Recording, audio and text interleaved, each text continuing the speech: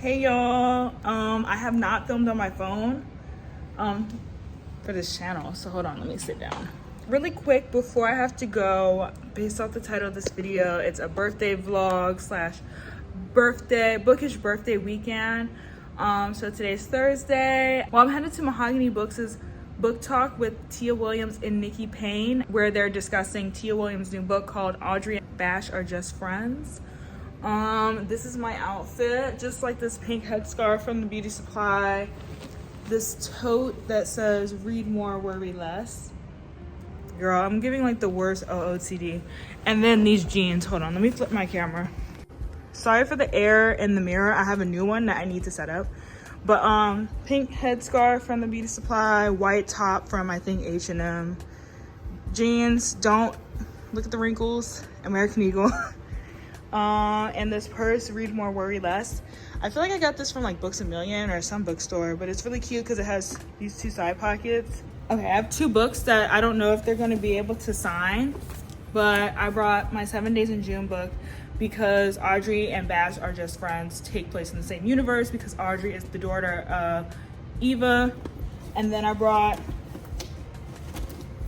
Sex, Lies, and Sensibility by Nikki Payne, because Nikki Payne will be the moderator of this book talk. So hopefully, fingers crossed, I can get both of them to sign it. But if not, I'm totally cool. I'm just happy to be in the space with everyone. It's a sold out event, so I want to leave a little early so I can get a good seat. I'm solo, so not too much pressure to like save seats, but just, you know, I want to get a good seat where I'm not too far but not too close. Anyway, let me stop rambling. Let me go.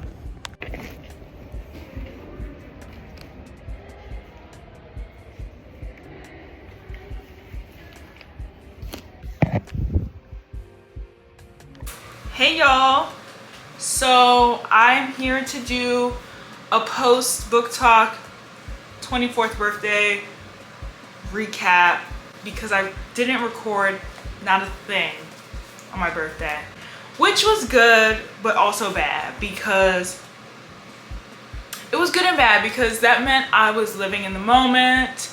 I was being present with my sister and my cousin, but then at the end of it, I was so upset because we had so much fun on that day. So first, on Thursday night, like you saw previously, I went to a book talk hosted by Mahogany Books, and it was Tia Williams and Nikki Payne discussing Audrey and Bash Are Just Friends.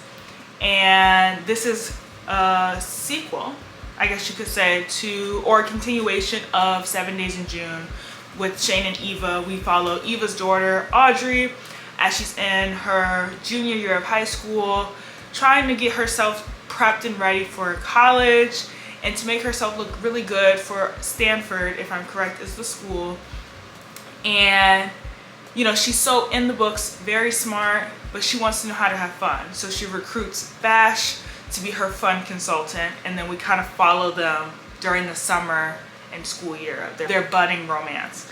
So I wanted to give like a little book haul too of what I got. So here it is, Audrey and Bash Are Just Friends. Look how cute the cover is. I love young adult romance. I love young adult books, period. I feel like YA gets a lot of flack or like unnecessary hate. You know, if you don't like it, that's totally fine. Like, you don't have to love YA, you don't have to want to read it. But I feel like it gets so much flack for like no reason. If you don't like the fluffy romance, that is fine. You just don't have to bash it. You know, the teens, the preteens, the young 20-somethings deserve a cute fluffy read too. You know what I mean? Like, we deserve romance that's not always dark, that's not always, you know, crazy X-rated, even though I love that for y'all too. But love is a spectrum. We should like both sides. But anyway, I'm also excited because I love 7 Days in June, and Audrey was a standout character in that book as Eva's daughter, but also we saw as the therapist in the book. So I honestly can't wait to dive into this, and it was signed, so I'm hyped. I love it, and I love young Black romance because we don't see it, especially not as much now.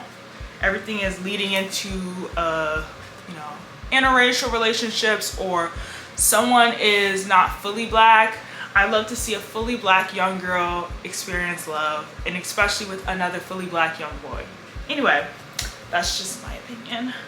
Okay, so then after that book talk, I was able to get, where is it? Oh, I was able to get Sex, Lies, and Sensibility signed by the Nikki Payne.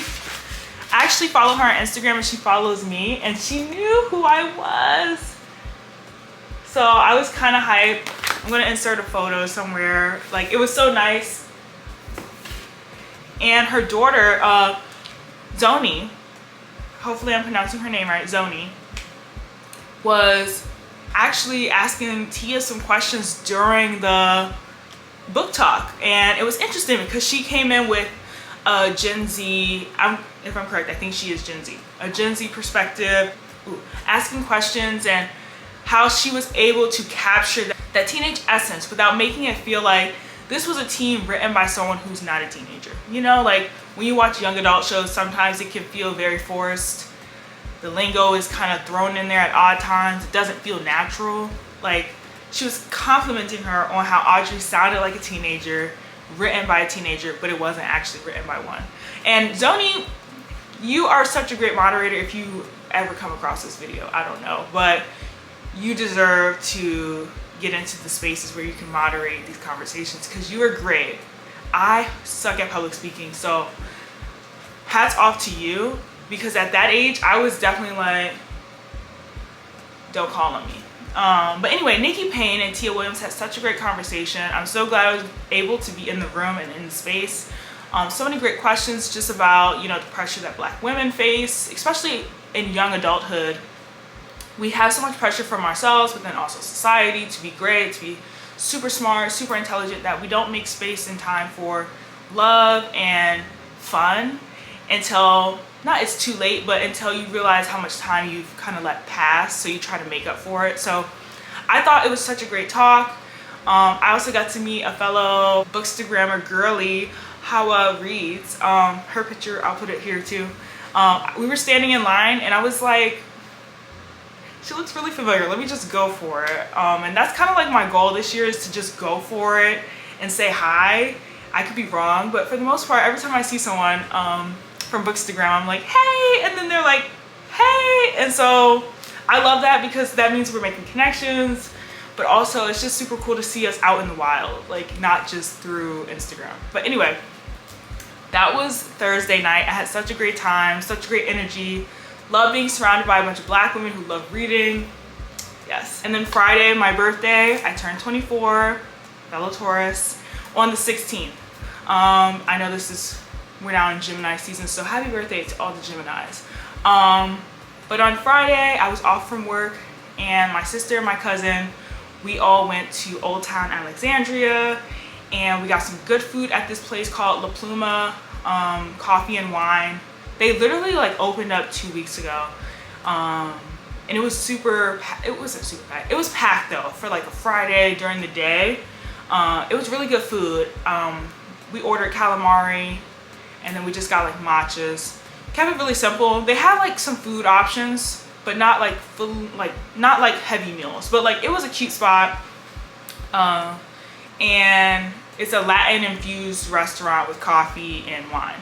And so we went there first, then we went to Friends to Lovers bookstore, and this is their new location because unfortunately a few months back their original location had burned down, which I was able to go to pre-fire.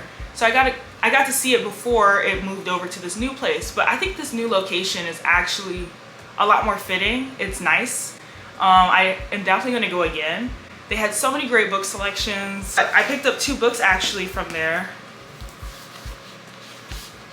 both by Maya Ariel, which I've seen so many people talk about both of these books. I've seen so many great reviews on When I Think of You by Maya Ariel. I didn't know too much about it going into it. I just knew, I seen the cover, I seen so many people talk about it. I'm really into Black romance. I'm trying to get into my romance bag again, especially as it's becoming summer.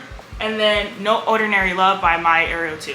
I've heard mixed reviews about this one, so I'm really interested to see what I think. But anyway, both of these books from Friends to Lovers bookstore. And then I actually went to Old Town Books, but I didn't pick anything up from there. Really nice spot. I was trying to save money though, but I hope to go soon because they had, like I said, great selection. It was a great location. It was pretty big for where it was at.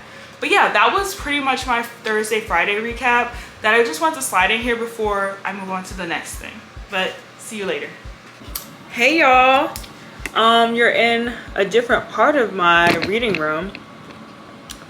But this part of the video, I'm going to annotate Monday's Not Coming by Tiffany D. Jackson.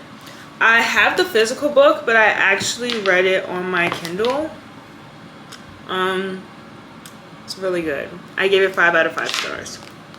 Tiffany D. Jackson is slowly moving up that ladder of like authors that I've really enjoyed their books. Like, I think I've read 4 or 5 Tiffany D. Jackson books this year, and most of them are either 4 or 5 stars. Like, they're all really good, attention grabbing, fast paced. Like, I'm always invested. But because I read it on my Kindle and I have the physical, I want to transfer my notes or my annotations from the Kindle to here. So I'm trying to see if I can get it on Goodreads. Goodreads tells me I made 16 notes, 87 highlights. Do I need to go through the whole book? Because it doesn't tell you on the app. It's loading, but it doesn't tell you like what page. It just tells you like what percentage I did it. Oh wait, I think I can go on notes in my Kindle. Yep, it does. Much easier. So it tells me like what page in the section. So that's much easier than what I was going to do through Goodreads. But I'm going to just have y'all watch me annotate a little bit. But I'll first explain like how I do it. Oh, this looks crazy.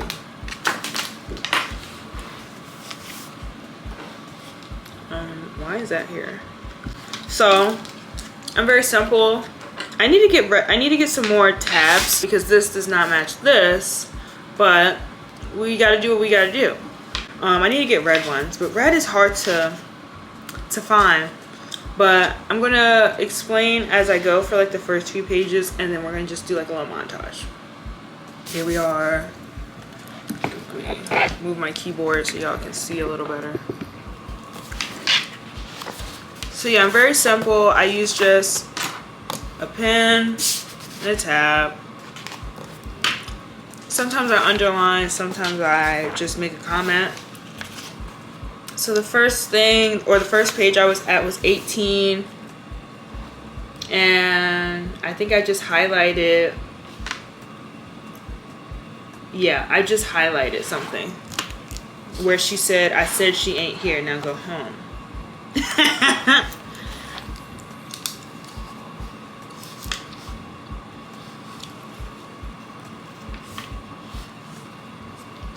This is how I do it. Just simple underline, whatever sticks out. But I'll show you one where I make a comment. Next one is page 20.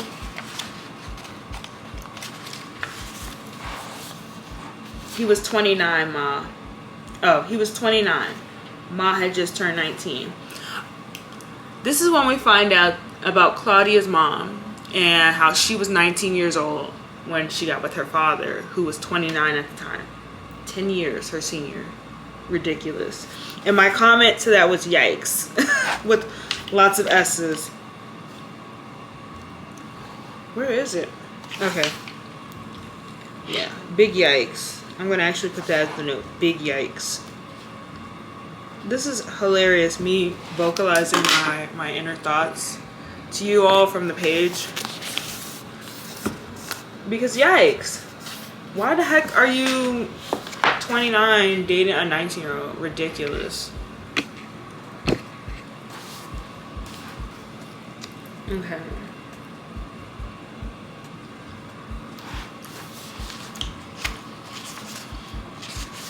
Oh.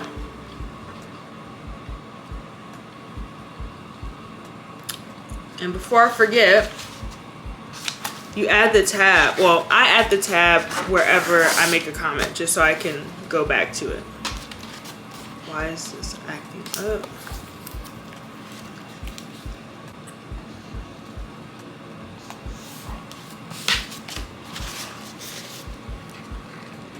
Like so.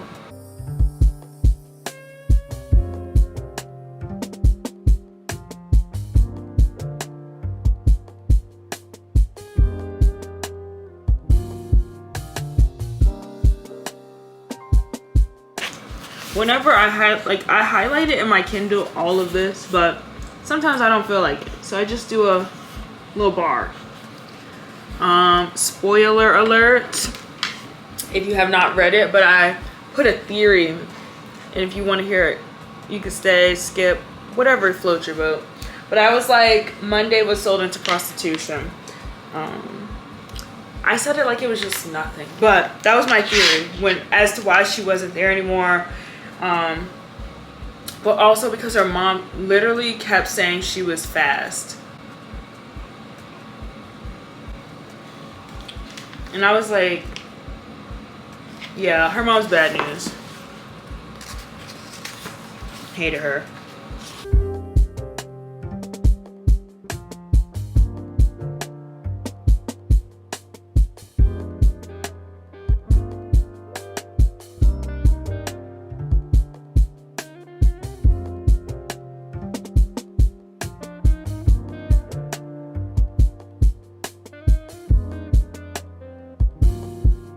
Okay, it's getting a little dark outside, so I just want to quickly show y'all the final annotated, what it looks like.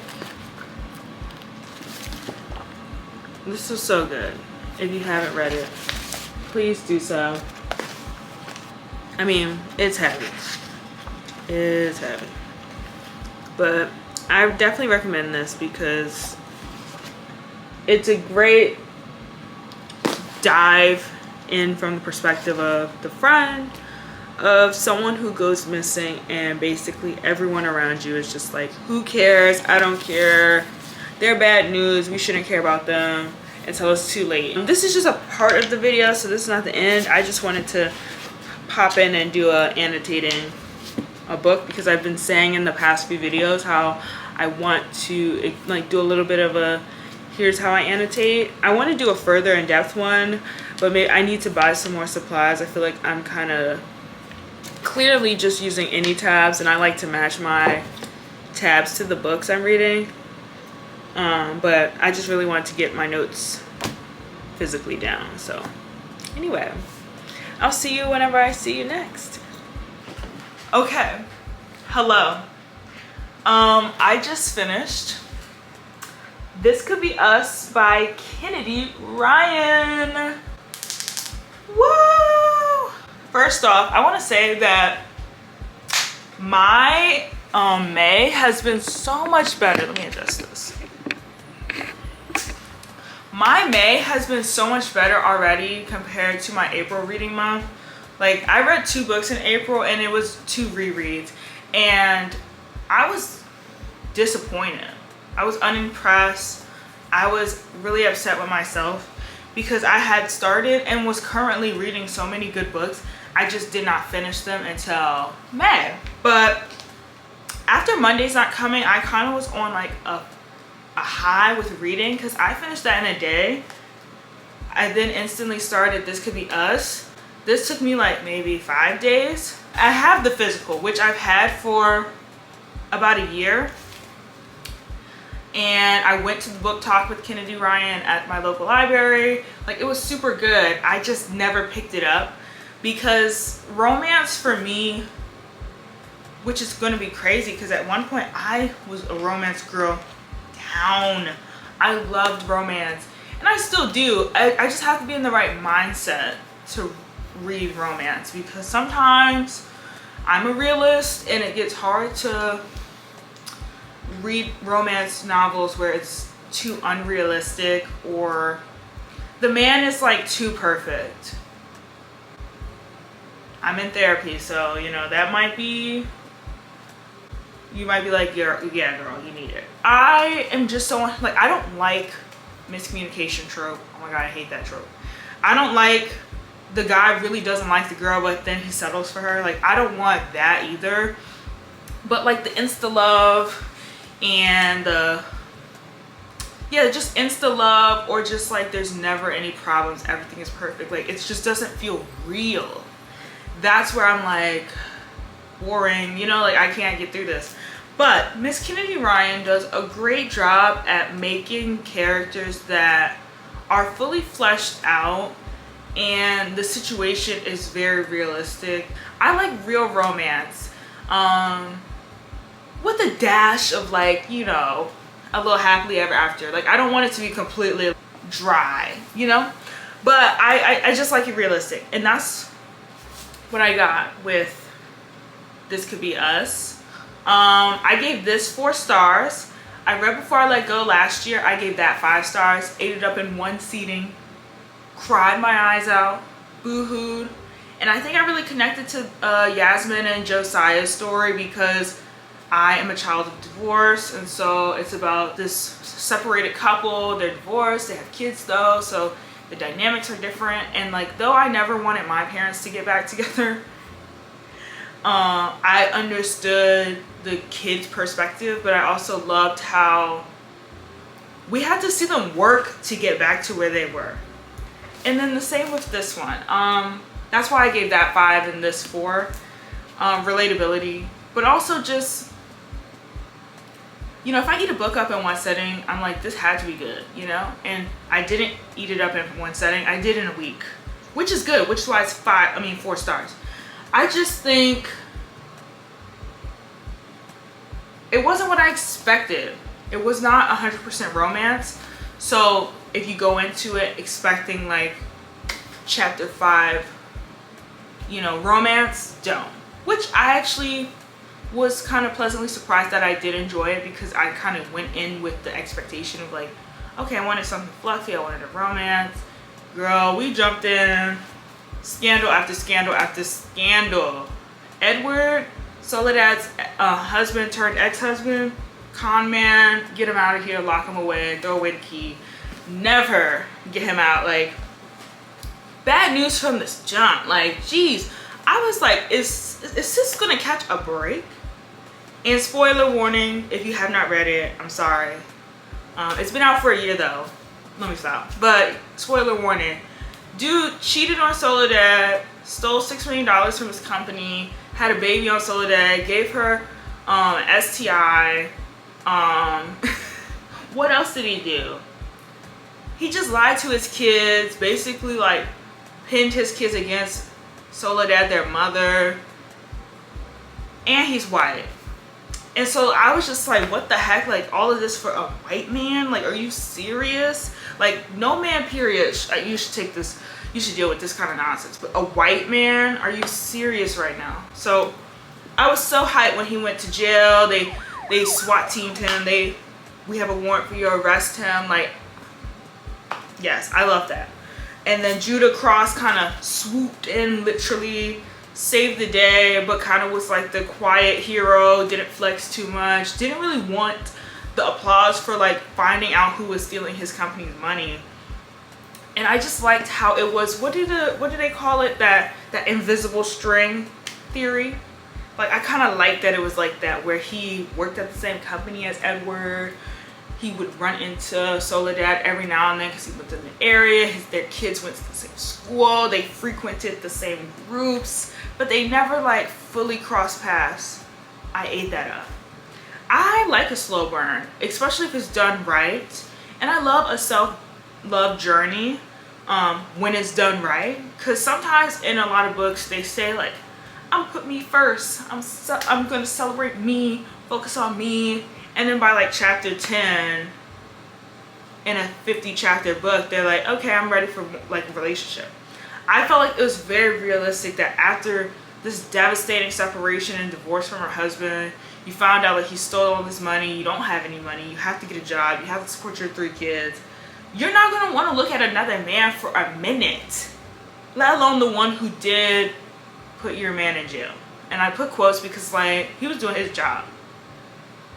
But I love that Judah also played the long game, waited, was patient, respectful of Soledad's like, I want to do this for me time. Like, I want to take my time for myself, but for my kids. Like, what's it look like hopping from one man to the next? Even if the relationship was donezo well before they signed paperwork. I just like that it was realistic in that sense of like, I need time for myself, time to get over this 20-year relationship. I have kids involved. I have to get a job. Kennedy Ryan really did that. Really did that. And so I have to go back in and put my notes from my Kindle in here and annotate, similar to like what I did for Monday's Not Coming. Oh, look, this is so cute with my pink nails. Sorry, off topic. I need to take a photo so I can, that's cute. Anyway, but yeah, I just wanted to come on here. I was taking my hair out as I was finishing it, and I was hoping I could take my hair out and talk to you guys, but I didn't finish it until like literally 15 minutes ago. I'm hyped. Another book down. Another book down. I don't know what I want my next read to be. I kind of am into the romance, so I might read either one of the Maya Ariel books I got that I showed earlier, or I don't know, a love song for Ricky Wilde. Kind of in my romance bag. Let's see. Maybe I'll put a poll on Instagram and see what the people say, which book I should read. But yeah, anyway, that was it. See y'all when I see y'all.